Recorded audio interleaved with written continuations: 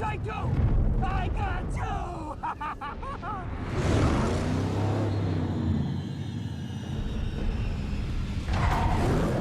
And I want more! More! More!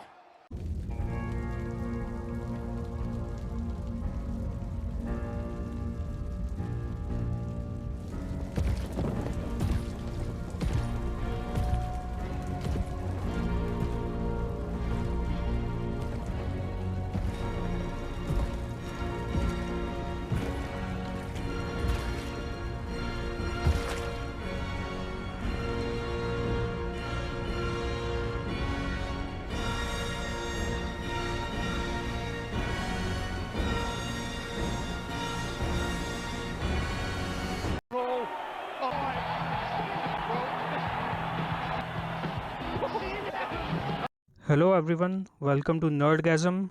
Today we are going to talk about the Batman movie released in 2022 by Matt Reeves and why I feel that this is a terrible Bruce Wayne movie and the best Catwoman movie. So a spoiler warning is in effect. Please go ahead and watch the movie first if you haven't already watched, and come back here later to let me know what you found interesting and what could have been better in this movie in the comments below.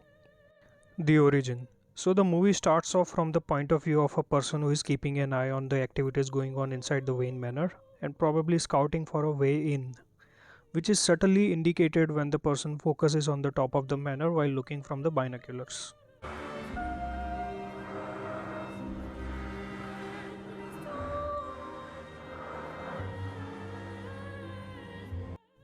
Now in the next scene, Thomas Wayne is watching a TV debate and is visibly anxious about something. This indicates that something shady, which is political in nature, is going on, and Thomas Wayne is definitely a part of this. After this, he is killed viciously by the master man. Now the killer is screaming while attacking Thomas Wayne. This indicates that there might be a personal vendetta at play in this killing.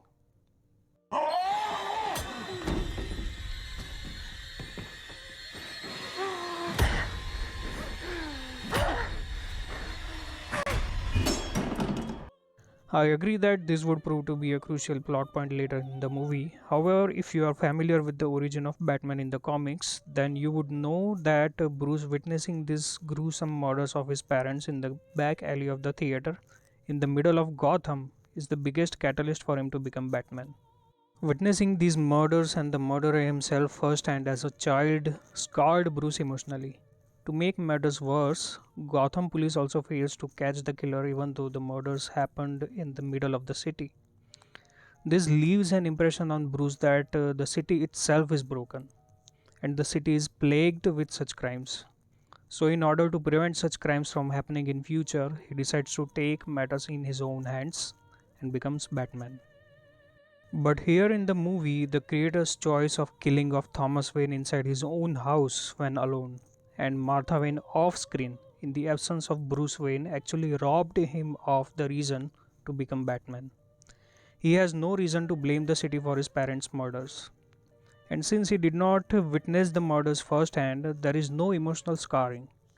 Now he is just a rich kid whose parents died when he was young. And this is the reason why it doesn't make any sense when the Batman delivers his iconic dialogue, I am vengeance. Having said all this, the cinematographers did a great job in creating a Gotham which is true to the comics. It looks chaotic, crowded, dirty, dark, almost always covered under the dark clouds and raining.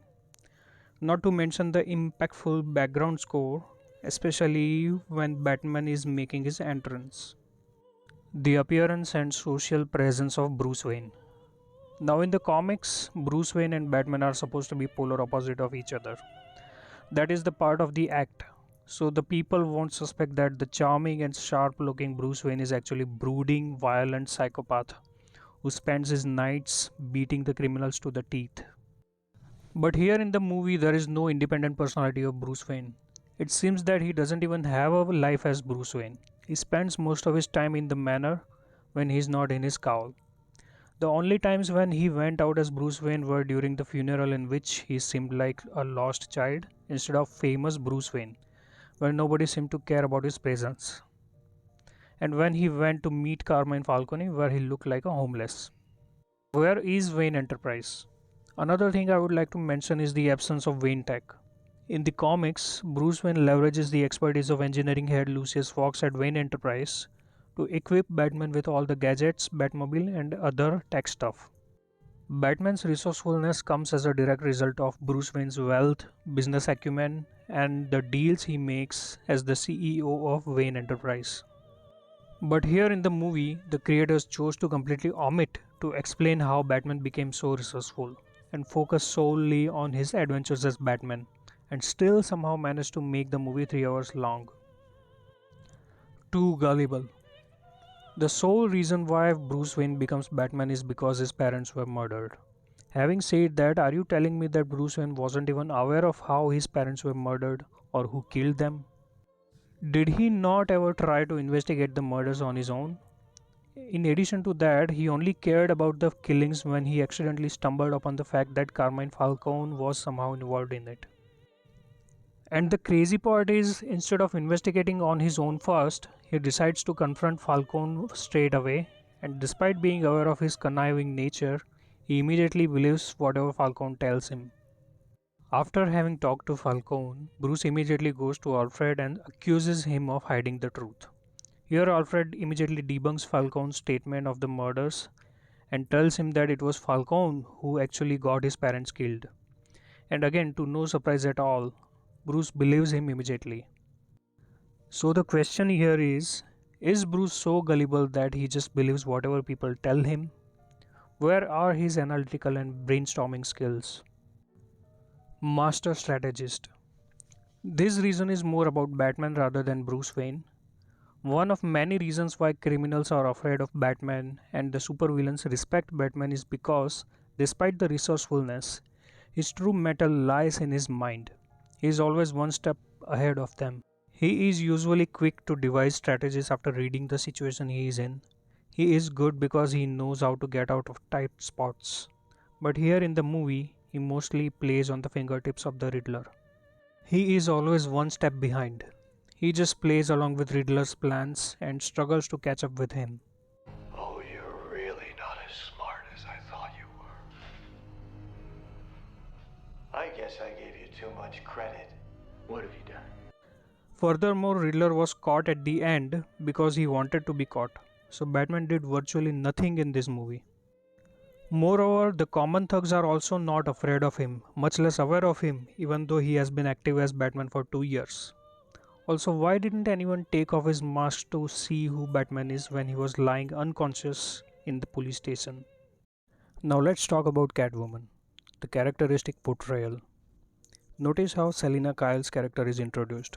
The shiny leather skirt and boots she is wearing might be an Easter egg to recall and celebrate Michelle Pfeiffer's iconic portrayal of Catwoman. Also, notice how she stops as soon as she sees Batman. The confidence in her demeanor shows that she is not afraid of Batman and she is just being cautious. And the fact that she is running errands for Penguin indicates that she is not just an ordinary waitress. After that, she goes back to her home where she is harboring Anika, the same waitress who was seen in the photo earlier, who seems to be caught in the middle of all the mafia mess. The fact that she is willing to go against the mafia to save her showcases that she is empathetic as well, a crucial quality of Selina Kyle. After this, she breaks into a house to find passport of Anika, breaking and entering, a classic trait of Catwoman. And also notice she is quick on her feet while she is fighting Batman. This is further reaffirmed when she easily beats Penguin's goons. Agility, another trait of Catwoman. Furthermore, she collaborates with Batman to find Anika and abandons him as soon as she thinks Batman is deviating from her plan. Flight risk, a typical characteristic behavior of Catwoman again. Clear motivation.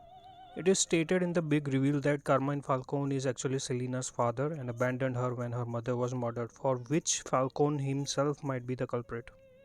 This explains why Selina is constantly trading in the dangerous waters where all the gangsters in the city are lurking all the time.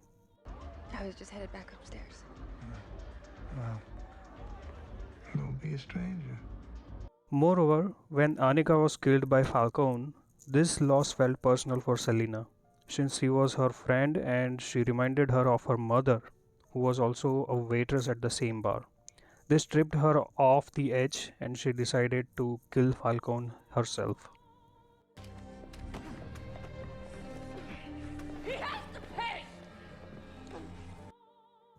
That's it for today. I hope you enjoyed the video. Please like, share, and subscribe, and let me know in the comments which movie or show I should do next.